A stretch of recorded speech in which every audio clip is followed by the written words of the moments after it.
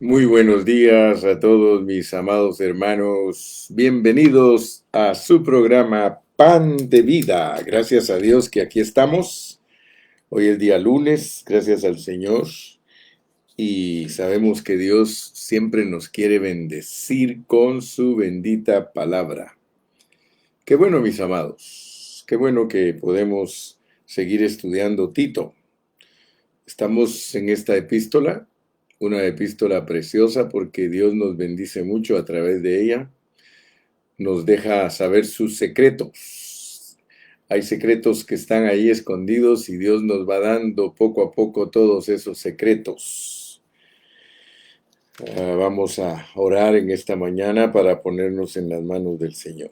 Padre, gracias en esta mañana porque una vez más podemos conectarnos todos para oír tu bendita palabra, para ser bendecidos con el alimento espiritual. Gracias que siempre tienes una palabra para nosotros, tienes una suministración para nosotros, una nutrición para nosotros. Gracias, Señor, porque tu palabra nos dice claramente que el que tiene hambre y sed de justicia será saciado. Aquí estamos, Señor, con deseos de oír esa bendita palabra que nos ministra, que nos fortalece y que nos ayuda para tener más conocimiento del Señor Jesucristo, ganar a Cristo. Queremos ganar a Cristo. Gracias porque nos has abierto tu palabra para ver muchas cosas que son. En tu nombre precioso me pongo en tus manos y bendigo a todos mis oyentes. Gracias, Señor. Aleluya. Amén. Muy bien, mis amados, estamos agradecidos con Dios porque Él nos da este pan espiritual.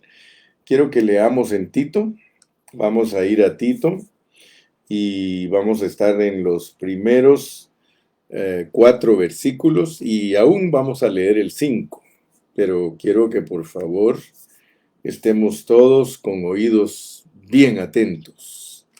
Dice la palabra del Señor en Tito, capítulo 1, versículos del 1 al 4.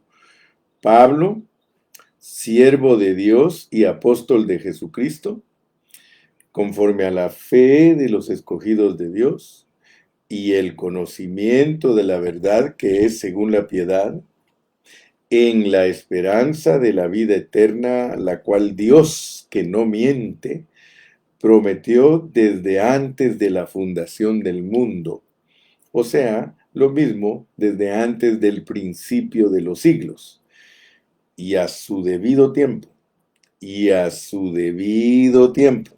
Tomó mucho tiempo para que alguien nos explicara qué significa todo esto, pero por eso nos dice, y a su debido tiempo manifestó su palabra por medio de la predicación que me fue encomendada por mandato de Dios nuestro Salvador. A Tito, verdadero hijo en la común fe, gracia, misericordia y paz de Dios Padre y del Señor Jesucristo nuestro Salvador, por esta causa, o sea, por los 4 versículos anteriores, te dejé en Creta.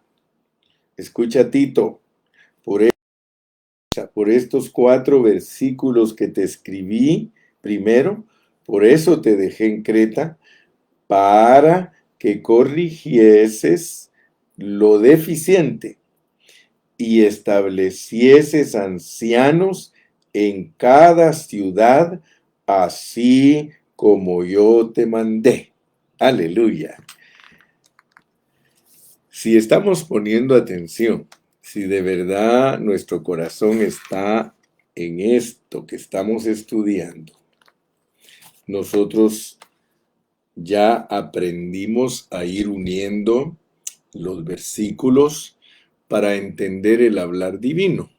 O sea que para entender el hablar divino nosotros tenemos que aprender a unir versículos. Y cuando ya unimos esos versículos, entonces nosotros podemos decir, el Señor dice esto. Se recuerdan que muchas veces hemos mencionado que el capítulo número 1 es el bosquejo del libro. Así que al poner capítulo 1, nosotros vamos a entender los capítulos 2 y 3, o sea, completo. Muy bien. Entonces, noten ustedes para qué nos sirve a nosotros el libro de Tito. Primeramente nos habla de la fe de los escogidos de Dios. Y nosotros tenemos que estar bien seguros que entendemos lo que Pablo le quiere decir a Timoteo respecto a la fe de los escogidos. O sea que nosotros, como escogidos de Dios, somos gente de fe. Ayer comprobamos con la Biblia que la fe es una senda, la fe es un camino, por tanto la fe es Jesús. Por eso la Biblia habla de la fe de Jesús. O sea, nosotros nunca debemos olvidar las bases bíblicas para poder declarar cosas que nosotros alcanzamos a ver o a entender. Gálatas 2:20. Con Cristo estoy juntamente crucificado y ya no vivo yo, mas vive Cristo en mí, y lo que ahora vivo en la carne, lo vivo en la fe del Hijo de Dios. Entonces, mi punto importante para todos ustedes es que entendamos que nosotros tenemos de Jesús. Entonces, la fe en nosotros es Jesús. Y si entendemos que la fe es una senda, entonces nosotros vamos a saber lo que es la objetividad de esa declaración. La fe objetiva es todo lo que Dios nos manda a nosotros a hacer como cristianos, marcándonos un itinerario, marcándonos un camino. No se te olvide. Y repito, la fe es una senda. Cuando Dios te habla a ti de la fe, te está hablando de una manera de vivir. ¿Cuál es? La manera de Cristo. Es la piedad, es la encarnación de Cristo y la encarnación de Dios. Cristo es la encarnación de Dios y nosotros somos la encarnación de Cristo. Entonces estamos hablando de que la piedad, como lo dice Primera de Timoteo 3:16, e indiscutiblemente grande es el misterio de la piedad, Dios fue manifestado en carne. Ahora bien, de acuerdo a nuestro estudio del día de ayer, nosotros vimos que Dios lo inició todo en la eternidad pasada y que cuando Dios creó, porque es un asunto muy importante de entender, que Dios creó el nuevo hombre y el nuevo hombre está compuesto de Cristo como la cabeza y de la iglesia como cuerpo. Eso es Cristo. Eso es Cristo para llevar a cabo el propósito de Dios. Entonces, ayer descubrimos que nosotros somos algo muy elevado, muy misterioso, porque resulta que Dios nos incluyó a nosotros en Cristo. Entonces, llegamos a una conclusión ayer de que cuando nosotros salimos de Dios, porque toda la gente sale de Dios, porque todos somos espíritus, todos salimos de Dios. De ahí sale el pueblo de Israel, todos los espíritus de los judíos, de ahí todos los espíritus de los hombres justos, los hombres de fe, de ahí salen, y todos los hombres injustos también salen de ahí, y todos pasamos por Adán para adquirir nuestra humanidad y desarrollarnos aquí en la tierra, pero todos somos solo pasajeros porque tenemos que volver todos a nuestro estado original. Así que yo creo que usted está poniendo atención y creo que está entendiendo todas estas cositas. Pero hoy vamos a avanzar un poquito más porque necesitamos que Dios nos ha dado la fe y nos la dio desde el momento en que nosotros fuimos creados. Desde ahí nos dio la fe. O sea que cada persona tiene una manera de desarrollarse aquí en la tierra. Y aunque les parezca a ustedes negativo, la fe de los del mundo es diferente a la de nosotros. Y la fe de Israel es diferente a la de nosotros. Aunque la Biblia dice que Israel no tenía fe, que es de el obrar de la ley, y que el obrar de la ley no es de fe, mucho menos los mundanos de fe. Entonces, yo quiero que ustedes vean cómo funciona ese asunto. Porque cuando nosotros nos profundizamos en la palabra, nosotros descubrimos que todos los cristianos fuimos con un itinerario, con una ruta, con una manera de desarrollarnos en todo nuestro viaje, y es la fe de Jesús. Y se la dio a todos los justos, a todos los justos. Por eso cuando uno lee Hebreos 11, uno se da cuenta que hay justos desde Abel. No nos pone a Adán como justo porque Adán es la raíz, pero nos pone desde Abel, nos pone que por la fe Abel, por la fe Enoc, por la fe Noé, por la fe Abraham, y luego ya nos pone por la fe Moisés.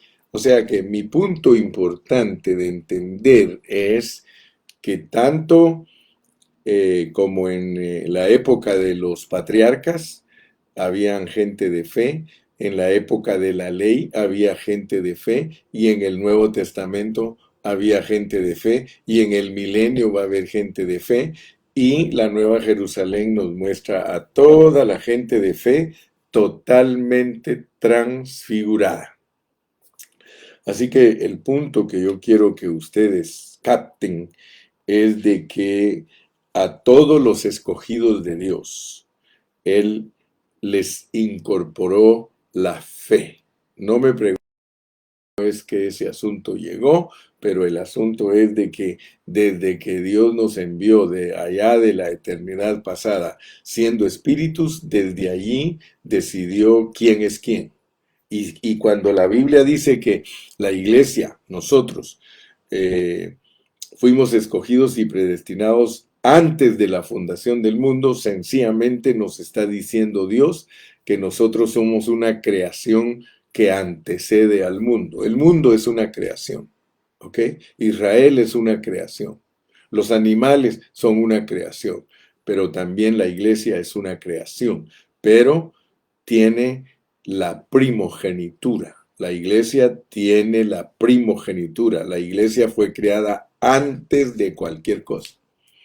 Entonces, si tú crees que fuiste creado en Adán, es correcto, pero eso es tu humanidad. Pero tu creación como espíritu está incluida en Cristo Jesús, en el nuevo hombre. Así que te pido que por favor consideres todas estas cosas que estoy hablando para que entiendas lo que quiero decirte. O sea que Dios le dio fe a sus escogidos, les dio un programa.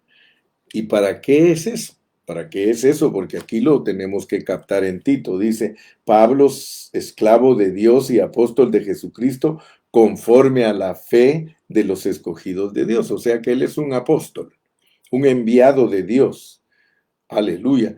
Un apóstol de Jesucristo. ¿Para qué? Para que nosotros, por medio de la predicación de él, sepamos que hay una verdad. Aquí lo dice, mira, Pablo, esclavo de Dios y apóstol de Jesucristo, conforme a la fe de los escogidos de Dios y el conocimiento de la verdad, que es según la piedad. O sea que nosotros, por nuestra fe, conocemos la verdad, que es que Dios se encarnó. Es muy importante que tú entiendas el versículo 1. Pablo, esclavo de Dios y apóstol de Jesucristo, conforme a la fe de los escogidos de Dios y el conocimiento de la verdad que es según la piedad. Ahora, todo eso es en la esperanza de la vida eterna. O sea que la vida eterna la dio Dios desde la eternidad pasada. Cuando Él dijo, lo Pablo habla en Efesios capítulo 1 y versículo 3, dice, bendito el Dios y Padre de nuestro Señor Jesucristo, que nos bendijo con toda bendición espiritual en los lugares celestiales en Cristo Jesús. O sea que Él allá lo hizo todo para que cuando saliéramos nosotros de allá, ya se sabe lo que nosotros somos. Somos escogidos de Dios, que Dios les incorporó fe y que esa fe los iba a traer al conocimiento de la verdad, que es muy importante, que es Dios encarnado. O sea que la fe de nosotros es para que conozcamos la verdad de la encarnación. Dios nos quiere revelar con toda claridad lo que es la encarnación. Y para declararnos lo que es la encarnación, gloria a Dios, Él nos dio fe. Esto es como un círculo, mira, se pone de un lado o se pone del otro y es lo mismo. Estoy ahorita en el punto que quiero que entiendas que para qué dio fe a sus escogidos, para que conocieran la verdad según la encarnación. O sea que solo a través de la encarnación se puede saber la verdad de Dios. La verdad de Dios es que Él se hizo hombre. Y por eso hemos insistido en la economía de Dios, porque es de Dios. Pero ya vas a entender entonces que la fe de los escogidos de Dios se las dan para que entiendan esa verdad. Ninguno la va a entender si no es un escogido. Si Dios no escogió a una persona en la eternidad pasada y no lo predestinó, no le incorporó fe, Él no es un justo. Él pertenece al Israel físico o al... porque a ellos no les dio la fe que nos dio a nosotros. Me explico, ¿verdad? Estás alcanzando a ver. Esto es maravilloso, hermano, porque cuando tú logras ver eso, entonces tú te gozas, como dijo Jorgito Chiriboga ayer, hermano, estoy llorando, pero llorando de alegría que Dios me haya tomado en cuenta en Cristo. Fíjate, pues porque muchos no saben apreciar eso. Muchos hermanos no saben apreciar lo que es, porque de modo que si alguno está en Cristo, nueva criatura es. Es alguien que pertenece a la nueva creación. Muy bien, entonces mi amado, ya viste, y aquí va la repetición. ¿Para qué es la fe de los escogidos de Dios? Es para conocer de acuerdo a la encarnación, y eso nos pone en la esperanza de que Cristo se forme en nosotros. O sea que una cosa es para la otra. Cuando tú ya entiendes que Dios te dio fe para que alcances el conocimiento de la verdad que es según la encarnación, esa es la verdad. Cuando Cristo se presentó frente a uno de los funcionarios romanos, el funcionario le dijo, ¿qué es la verdad? ¿Qué es la verdad?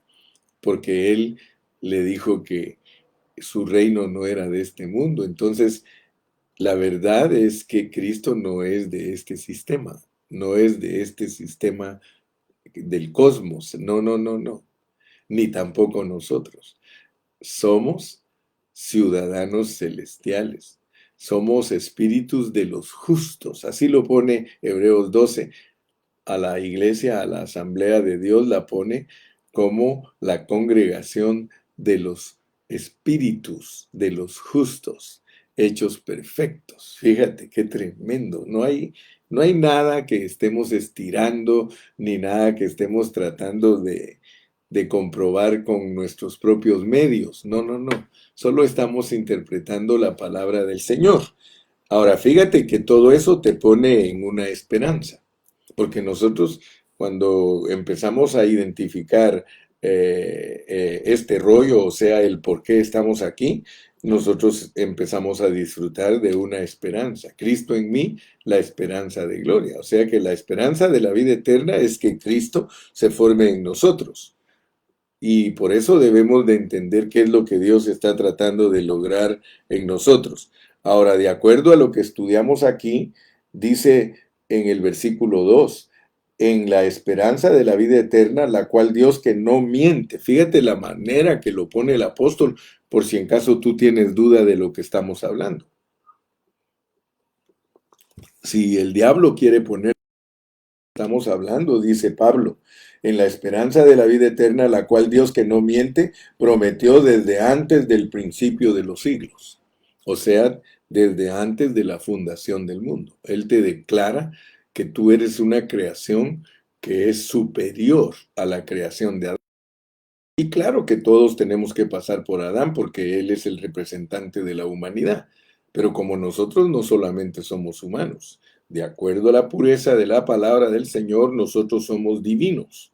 Por medio de Cristo somos divinos. Así que aquí estamos hablando de personas humanas, ¿ok? Ya estudiamos también que el mundo no es divino. Todas las personas, y por eso te dije que es en esta senda, cuando camines en este mundo, debes de estar consciente que tu vecino puede ser alguien que es netamente humano, que no tiene ningún llamamiento divino. Ahora tú, por eso ayer lo expliqué, que nosotros antes de venir aquí éramos ángeles porque principio y fin son iguales y la Biblia dice que nosotros en resurrección somos ángeles. Y por eso Pablo dice que muchos sin saber hospedaron ángeles, porque nosotros cuando alguien nos hospeda, ellos no saben que somos ángeles. Y tú por eso tienes que tener cuidado a quién hospedas, porque puedes hospedar a uno que es netamente y es muy peligroso. Me explico, ¿verdad? Esto es misterioso, pero esto es maravilloso. Muy bien, mis amados, entonces vamos a seguir adelante, vamos a seguir. Entonces, dice que esto fue planificado antes del mundo, o sea, la nueva creación fue planificada antes del mundo. El mundo va planificado después.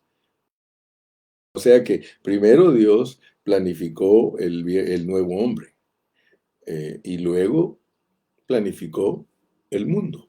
El mundo es una creación que no antecede a la nueva creación. La creación tiene la primogenitura, tiene el primado, la preeminencia. Ahora, en el versículo 3 nos da una clave para entender todo esto que estamos hablando, porque solo hay un apóstol que nos lo puede explicar. Los demás apóstoles explican un poco, pero nadie como el apóstol Pablo. El apóstol Pablo nos explica a nosotros las cosas en una forma amplia. Por eso él te dice el versículo 3. Dice, y a su debido tiempo manifestó su palabra por medio de la predicación que me fue encomendada por mandato de Dios nuestro Salvador. Entonces, quiero que por favor veas la clase de persona que es Pablo.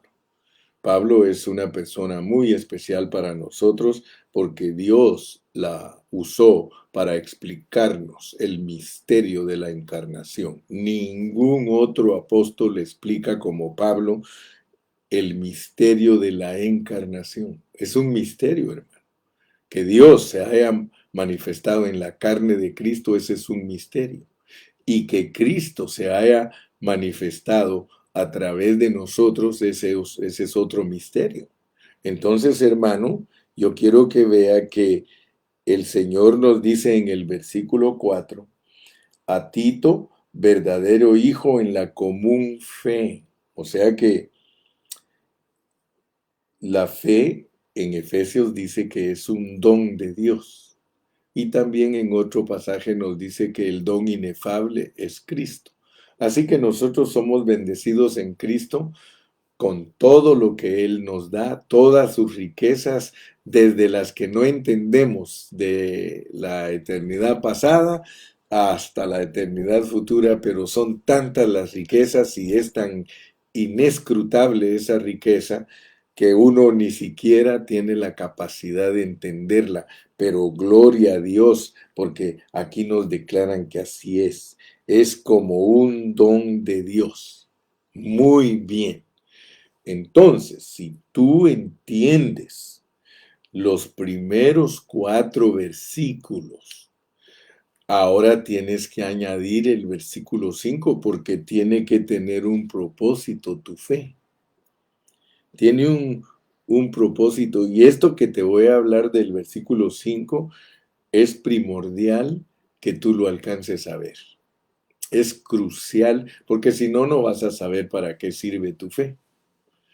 Porque la fe, teniendo todos esos pasos, mostrándonos cómo es que nosotros somos la gente de fe, ahora nos va a decir el propósito por el cual Dios nos dio la fe e hizo todos esos asuntos del versículo 1 al 4. Y no te asustes, pues, porque es para establecer ancianos. Mira, pues, de acuerdo a Tito, porque por eso estudiamos libro por libro. Si uno no estudia libro por libro la Biblia, uno siempre va a ignorar las cosas que Dios quiere revelarnos. En Tito Dios nos quiere revelar que hay una ruta como iglesia.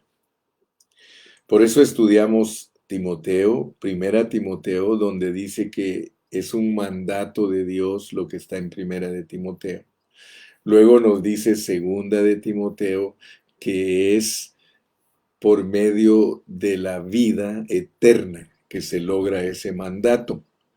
Pero en Tito nos dice que ese mandato y esa vida eterna que se nos ha dado, dice que son para que como iglesia nos establezcamos correctamente.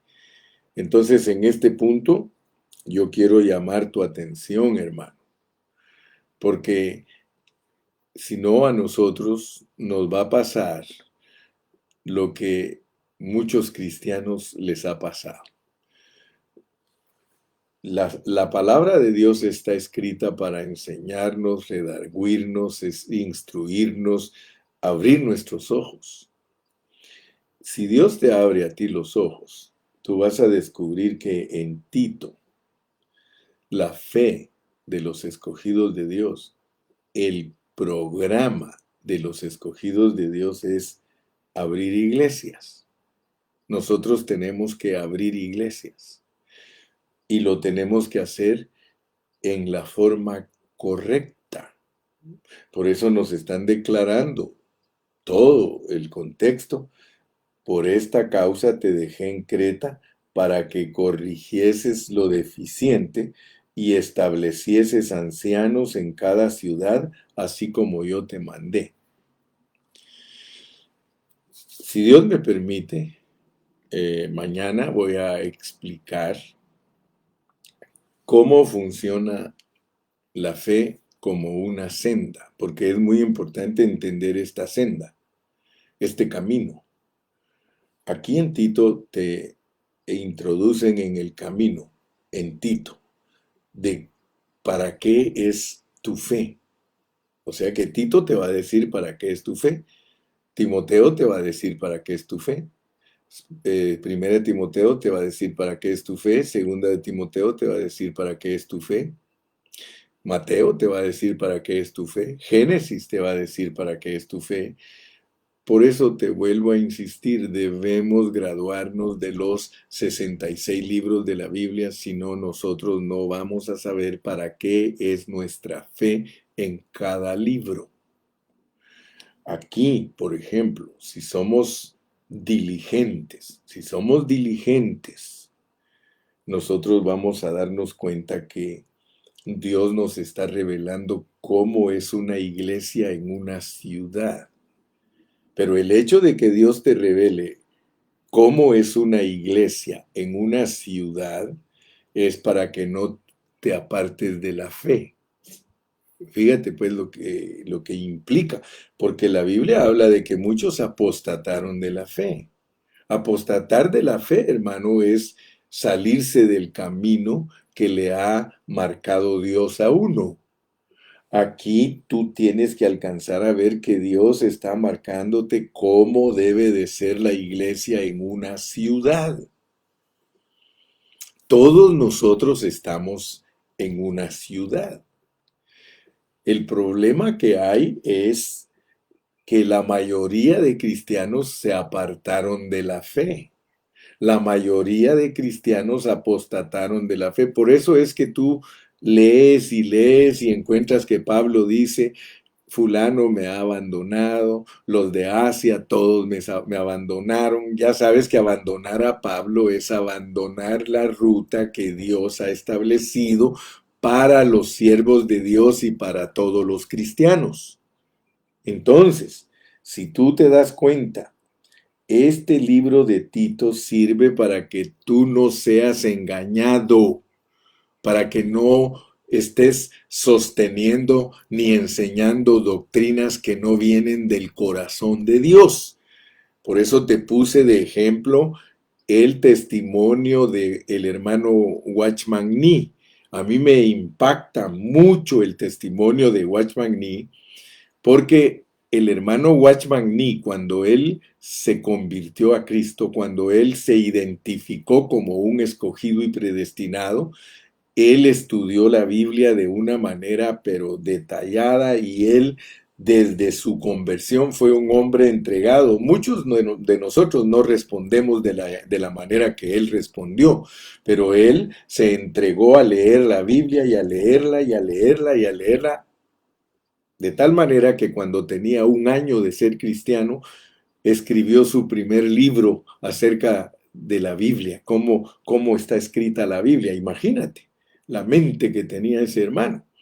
Entonces, él, en su testimonio, él cuenta de que después de haber leído la Biblia y estudiado la Biblia, él se dio cuenta que los cristianos habían apostatado de la fe.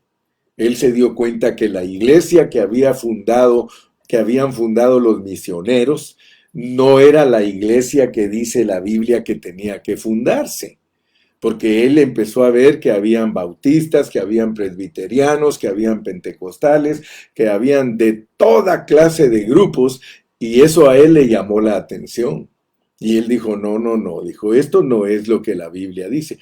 Definitivamente, hermano, Tito es para que tú corrijas la deficiencia que hay en la iglesia actual, porque tú no tienes que preocuparte de la reforma, eso le tocó a Martín Lutero. El problema es de que ahora tú eres el Martín Lutero. Ahora tú eres una generación que Dios puso en este tiempo, pero es una generación, y mañana te voy a dar más detalles para que veas cómo funciona el asunto de las generaciones que Dios levanta para mostrar que son gente de fe.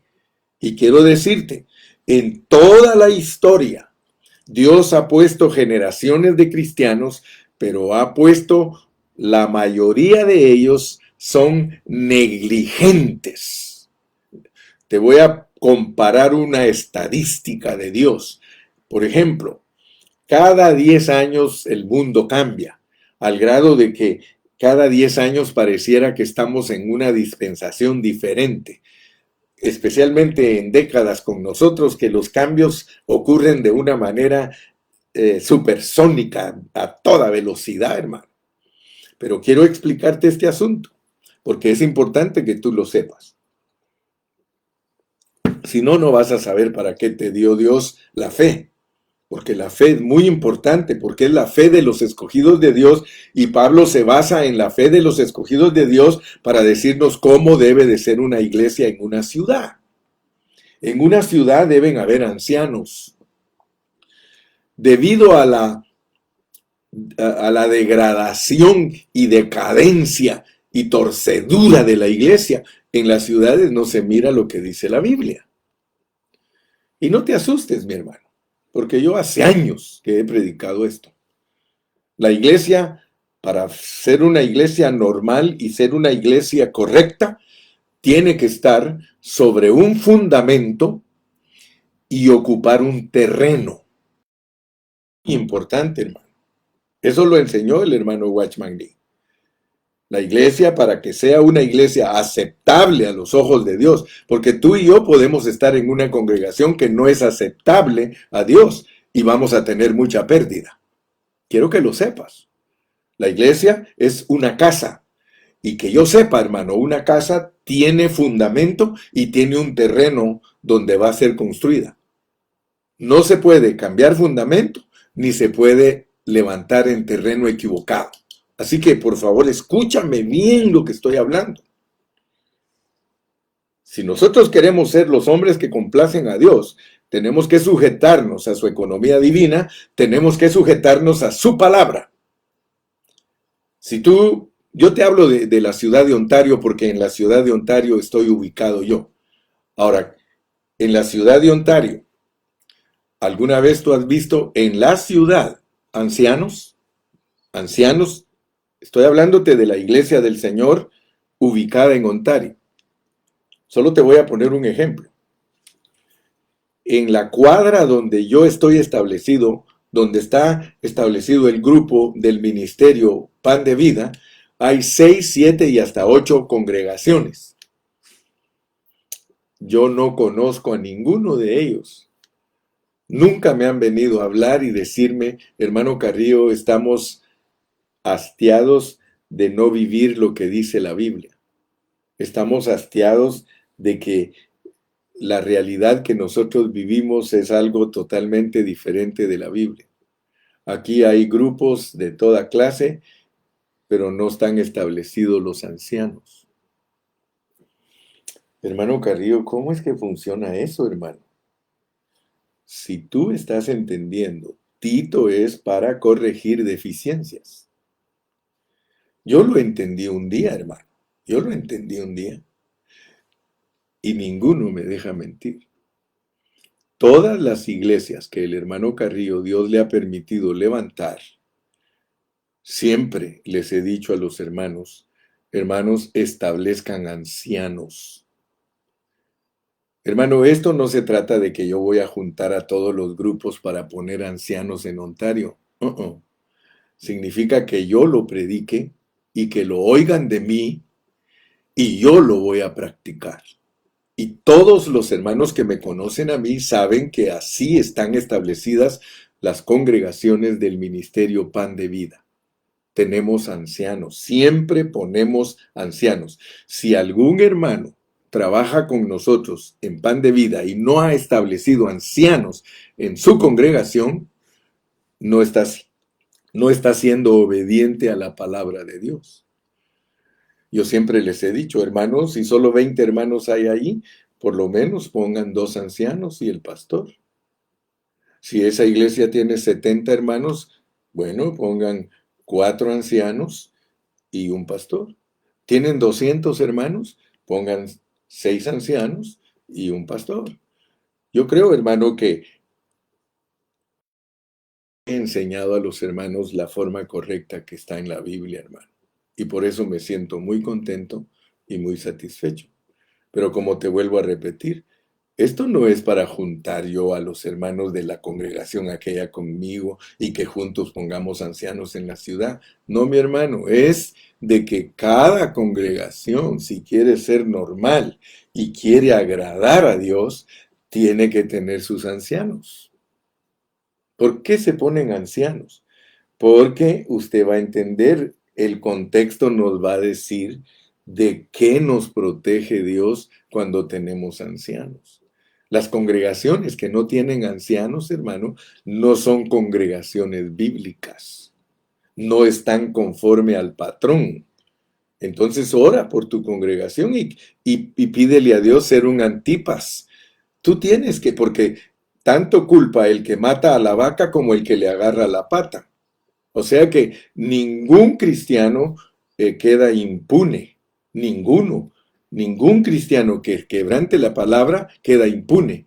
Así como no quedamos impunes al pecar porque se quebrantó la palabra, tampoco quedamos impunes en nuestro trabajo y labor para Dios si no lo hacemos como Él lo ha mandado. Dice que el que edifica mire sobre qué fundamento edifica. porque tiene que ser su edificación oro, vida de Dios, plata, redención, y perlas preciosas, transformación. Entonces, si nosotros estamos edificando sobre el fundamento que puso Pablo, madera, heno y hojarasca, nosotros vamos a ser juzgados por Dios. Entonces, hermano, de la única manera que nosotros cumplimos es el itinerario que Dios nos ha puesto, porque hay un itinerario y aquí lo va a volver a repetir. Aquí dice qué clase de ancianos somos los que tenemos que poner. Ustedes saben que eso ya lo dijo en Timoteo.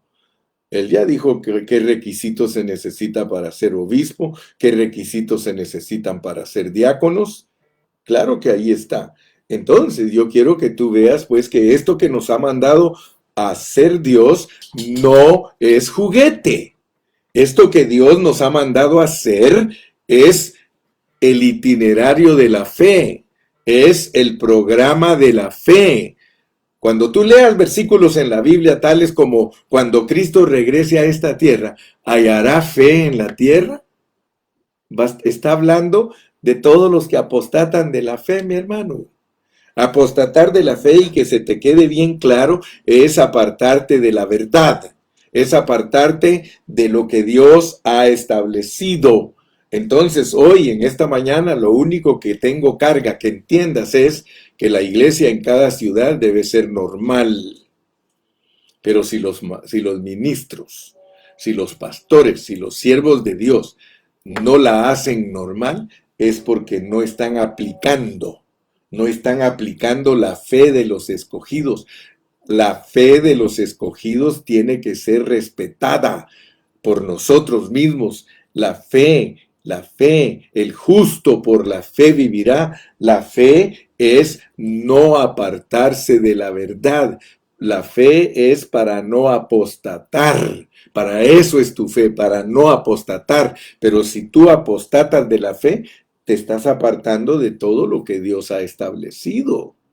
Entonces, mi hermano, primer punto que estamos entendiendo ahorita es de que toda iglesia normal tiene que tener ancianos.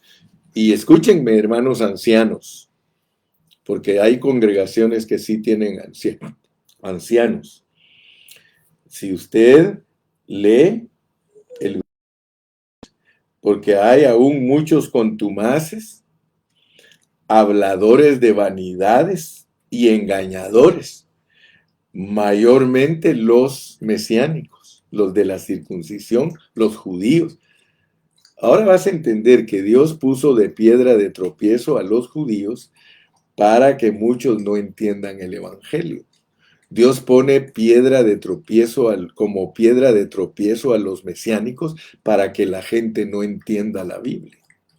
Yo quiero que alcances a ver eso. Entonces, la razón primordial por la cual tienen que haber ancianos en las ciudades, yo le doy gracias a Dios porque yo estoy en Ontario, es una ciudad y nosotros tenemos ancianos. Dios mira con agrado Pan de Vida porque se sujeta a la Biblia. Aleluya. Si alguno de los pastores de Ontario me está oyendo, hermano, más te vale que tú organices tu localidad.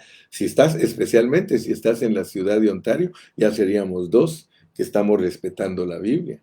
Y si hay 3, mucho mejor. Y si hay 4, mucho mejor. Y aquí está hablando a los que hablan inglés, a los que hablan español, a los que hablan italiano, a los que hablan griego, a los que hablan francés. Cualquier grupo en la ciudad tiene que tener sus ancianos. Porque es una iglesia que se basa en la palabra de Dios, en la autoridad de Dios, en la fe de los escogidos de Dios. ¿Para qué son los ancianos? Para proteger la iglesia de los hombres malvados. Mira cómo dice el 11, a los cuales es preciso tapar la boca. Hermano, por la fe sí se puede contender, hermano, no por la doctrina, por la fe. Y mira lo que es la fe. La fe es mandatos. La fe es mandamientos de cómo debe de ser una iglesia normal. Si un hermano está en una iglesia que no es normal, yo le digo, Hermano, tú no estás en una iglesia normal. Tú estás en una iglesia donde el pastor hace lo que le da la gana. Él no se sujeta a la palabra. Entonces, si ese pastor me dice a mí, pastor, ¿por qué está usted diciendo eso? Porque la Biblia lo dice, mi hermano, y aquí dice que si usted enseña otra cosa, que yo le tape la boca. Imagínese, hermano, es serio el asunto. Es serio. Yo no puedo contender por doctrinas, pero por la fe sí puedo contender. Dice la Biblia claramente. Vamos a leerlo. Acuérdate del versículo de Judas 3. Judas 3 es clave, hermano. Dice, amados, por la gran solicitud que tenía de escribiros acerca de nuestra común salvación, me ha sido necesario escribiros exhortándoos que contendáis ardientemente por la fe que ha sido una vez dada a los santos. ¿Te das cuenta que la fe es diferente? Por la fe sí puedes pelear. Si un hermano no hace las cosas como dice la Biblia, tú le puedes decir, hermano, disculpa, yo no estoy contra ti, sino que estoy en contra de tu descuido, en contra de tu descuido. ¿Por qué? Porque mira lo que dice Pedro que hay que hacer con la fe. Vamos a segunda de Pedro y con eso termino hoy. Segunda de Pedro, capítulo 1. Lee conmigo segunda de Pedro, capítulo 1 y te vas a dar cuenta que la Biblia es bien consistente. Segunda de Pedro, capítulo número 1. Y vamos a leer desde el versículo 1 para que veas que cuando se trata de la fe, el asunto es serio. Mira cómo dice, cómo se introduce Pedro, así como Pablo que se introduce en sus epístolas para darnos a entender las cosas profundas de Dios. Mira cómo dice, Simón Pedro, siervo, esclavo y apóstol de Jesucristo, a los que habéis alcanzado por la justicia de nuestro Dios y Salvador Jesucristo, una fe igualmente preciosa que la nuestra. Fíjate, la fe. Pedro te va a hablar de la fe, de lo mismo que estoy hablando en Tito. Y mira lo que dice en el versículo 5 respecto a esta fe. Vosotros también, poniendo toda diligencia por esto mismo, añadid a vuestra fe. Fíjate pues, la fe no te la dan para que te quedes quieto, hermano. La fe tiene que ser una fe viva. La fe sin obras es una fe muerta. Vosotros también poniendo toda diligencia, por esto mismo añadid a vuestra fe virtud. Hay cosas que hay que añadirle a la fe. Virtud. ¿Qué es virtud? Las riquezas de lo que Dios es. Le tienes que agregar a la fe las riquezas de lo que Dios es. En otras palabras, te está diciendo, agrégale expresión. Tú eres la encarnación de Cristo, más te vale que le agregues esa expresión. Y a esa expresión, a la fe hay que añadirle expresión, a la fe hay que añadirle conocimiento, a la fe hay que añadirle dominio propio, a la fe hay que añadirle paciencia, a la fe hay que añadirle expresión, piedad, encarnación, aleluya. Y a la encarnación, afecto fraternal, y al afecto fraternal, amor. Porque si todas estas cosas están en vosotros y abundan, no os dejarán estar ociosos. De otra manera, hermano, estamos ociosos.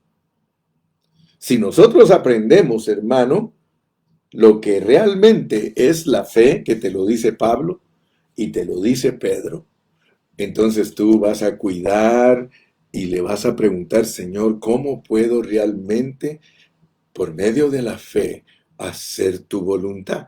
¿Quieres tú hacer la voluntad de Dios, hermano? Yo quiero hacer la voluntad de Dios, mi hermano. Pero nosotros tenemos que ser diligentes.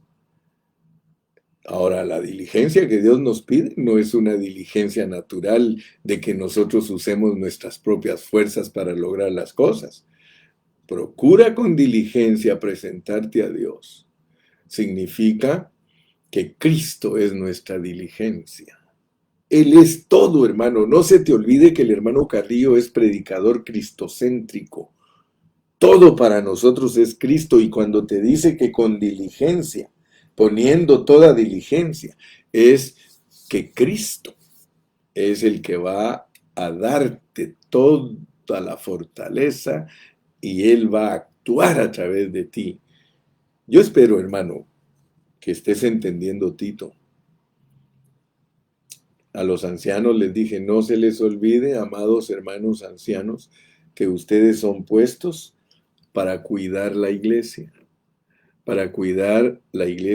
que se mantenga en unidad, que no se divida. Por eso Pablo más adelante va a ser muy fuerte, que con los que dividen la iglesia ni siquiera nos juntemos. O sea que hay que mantener la unidad del cuerpo de Cristo. Eso es lo que Dios quiere de los ancianos. Los ancianos son las autoridades. ¿Qué le parece a usted que Santiago dice que si alguno está enfermo, llame a los ancianos? ¿Sabe por qué Dios quiere que los enfermos llamen a los ancianos para que los unjan con aceite? Porque la mayor parte del tiempo nosotros los cristianos nos enfermamos porque no respetamos la autoridad de Dios. Los ancianos son la autoridad de Dios en cada ciudad. Si hay 40 grupos en una ciudad y todos tienen ancianos, Dios se agrada. Así que mi predicación no es para que tú te vengas con nosotros, no. Es para que seas un Antipas en tu congregación y les enseñes a que se aprendan a sujetar a la Biblia. Si no eres Antipas en tu congregación, eres alguien que ya está de acuerdo y se acomodó y ya lo arrastró toda la degradación y toda la decadencia y corrupción de la iglesia. Y mañana te voy a hablar de eso porque muchos hermanos están bien acomodados en la corrupción. Gloria a Dios. Alguien me preguntó la vez pasada a mí, me dijo, hermano, nosotros solo somos 10 hermanos, pongan 2 de ancianos y el pastor. Pongan 2 ancianos y el pastor. ¿Por qué 2? Porque siempre debe haber un número impar de ancianos para que cualquier decisión que tomen no haya empate. O sea que esa es Dios no es democrático, Él es teocrático. La iglesia no es democracia, la iglesia se maneja por teocracia. Pero nosotros como ancianos tenemos que tomar decisiones. Entonces, si tu grupito es pequeñito, pero eso no quiere decir que no pongas ancianos. Si me van a preguntar, hermano, ¿y a quiénes ponemos de ancianos? Los que se acerquen más a, a los requisitos que pide Dios. Todo el que se acerque más a los requisitos, ese es. Ahora, tú me preguntarás, pero es que los de nosotros son muy nuevos, donde todos son ciegos, el tuerto es rey. Así que el que sabe 10 versículos de memoria y los otros no saben nada, ese es un anciano. Porque no estamos hablando de ancianato por edad, sino de ancianato por conocer la palabra de Dios. Por eso los requisitos son conocer la palabra de Dios. Dios te bendiga en este día. Le doy gracias a Dios porque he podido entregar un mensaje más. Que Dios te ayude a seguir adelante. Y primeramente Dios, nos vemos mañana. Siempre a las 9 de la mañana.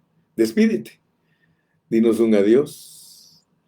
Dinos un hasta pronto. Dinos un aleluya.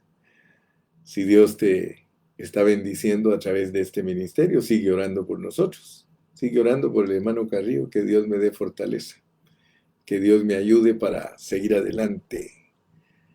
Hasta mañana. Bye bye.